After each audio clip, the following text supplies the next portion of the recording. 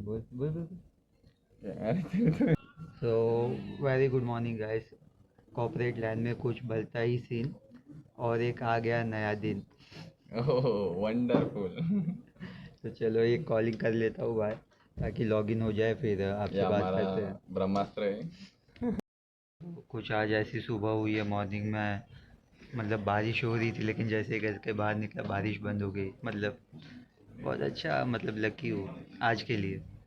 और बस अभी ऑफिस आया हूँ, बैठा हूँ, और वही कॉर्पोरेट वाला दिन, देखते हैं कैसा जाता है। तो अभी जस्ट नीचे आया था खाना खा के, और थोड़ा एचआर से भी बात करने के लिए गया था। और कैसा है कि मैं आपको बता देता हूँ कि अभी थोड़ा आईडी वो सब जमा करने का है, क्योंकि 1 साल हो गया है और वो लोग मतलब सैलरी वो सब बढ़ा नहीं रहते। तो सोचा कि अभी कहीं और अभी हाथ पाँव मारते हैं। तो एक चीज़ मैं आपको ये कॉर्पोरेट लाइन की मैं बता देता हूँ, शायद आप सभी को भी पता होगा कि आप कभी भी एक कंपनी के अंदर लॉन्ग टर्म मत जाइएगा, क्योंकि लॉन्ग टर्म जाओगे आपको उतने ही पैसे में आप ज़्यादा काम करोगे, टारगेट बढ़ेगा, प्रेशर बढ़ेगा, लेकिन सैलरी आपका उतना ही रहेगा। दूसरी बात कि जो नए हायरिंग हुई रहेगी, आपके बाद की जो नई हायरिंग है, उन लोगों को सैलरी भी ज़्यादा बढ़ा के मिलेगी। एंड टारगेट भी नए हो गए तो कम मिलता है। तो इसमें फिर आपको ही कहीं ना कहीं होता है कि काम करने का मन नहीं होगा, या तो फिर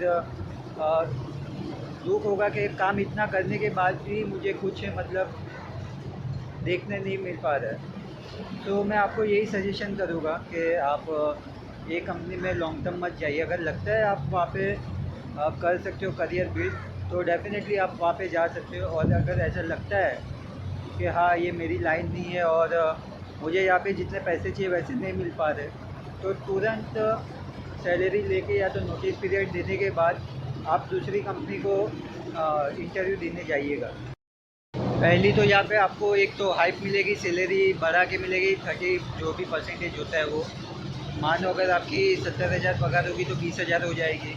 एंड सेकेंडली आपको ये देखने मिलेगा कि आप न्यू जगह पे जाओगे तो आपको टारगेट कम, प्रेशर कम देखने मिलेगा, और 2-3 महीने आराम होगा। तो और कभी भी याद रखना कि एक कंपनी में लॉन्ग टर्म मत खेलना, क्योंकि अगर तुम लॉन्ग टर्म खेलोगे तो पहले तो आपको, जो मैंने बोला, माथा फोड़ी दिमाग फोड़ी होती है। तो ये मेरा पर्सनल तजुर्बा है जो मैं आपको बता रहा हूँ। यहाँ पे भी मैं ऐसा सोच के आया था कि Shaadi.com में 1 साल मतलब अंदर रहूँगा, ग्रो करूँगा, काम करूँगा, अंदर अंदर परफॉर्मेंस मेरा अच्छा था। ऐसा नहीं है कि मैं टारगेट अचीव नहीं करता था। 3 महीने मैंने कंटिन्यू सेल चैलेंज में मैंने टॉप मारी थी। बट कैसा है कि तुम कितना भी काम कर लो, कंपनी को कहीं ना कहीं लगेगा कि तुम्हारा काम तुमने किया ही नहीं है।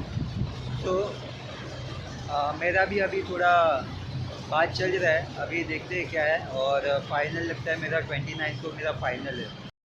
और याद रहे, अगर आप जॉब कर रहे हो तो इस वजह से करिएगा कि आप फाइनेंशियली स्टेबल हो रहे हो, मतलब नॉर्मल हो रहा है आपको। बाकी आप ऐसा मत सोचिएगा कि हाँ जॉब ही करता रहूँगा, पैसा आएगा आएगा। क्योंकि मैंने अभी थोड़े दिन पहले मैंने एक कहावत देखी थी कि चींटी मतलब एक बॉटल के अंदर जाती है, छोटे से होल के अंदर, जब वो छोटी होती है, और वहाँ पे खाना पड़ा होता है शक्कर, इस वजह से वो बाहर निकलती नहीं है। लोग खाते खाते खाते खाते बड़ी हो जाती है, और एक दिन खाना ख़त्म हो जाता है और वो होल से बाहर निकल नहीं पाती है, क्योंकि तब तक वो बड़ी हो जाती है और होल छोटा होता है, तो वो वहीं पे मर जाती है। इसका मोरल ऑफ द स्टोरी ये है कि तुम सैलरी के चक्कर में कि हाँ अभी करूँगा, अभी करूँगा, अभी करूँगा, अभी करूँगा, लेकिन लास्ट में आप वही साइकिल के अंदर फंस जाते हो, जिसके चलते आपको अगर कुछ करना भी होता है ना, तो आप वो कर नहीं पाते हो, आपके ड्रीम्स पूरे नहीं कर पाते हो, या तो कुछ अचीव करना है वो नहीं कर पाते हो। तो मैं आपको यही मोरल ऑफ द स्टोरी बोलना चाहूँगा कि जॉब करिए, स्टेबिलिटी के लिए करें, लेकिन फोकस तो अपने स्किल्स के ऊपर ही करिए। आपसे यहाँ तक बात करके मुझे अच्छा लगा।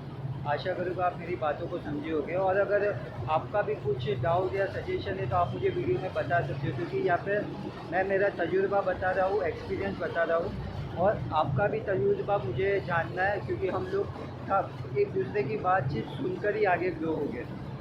तो यहाँ तक अगर आपने वीडियो देखा हो तो लाइक कर दीजिएगा, आपका प्यार मुझे बरसा रहिएगा। और सेकेंडली 100 सब्सक्राइबर भी हो गए, हमारी 100 लोगों की फैमिलीज हो गई है।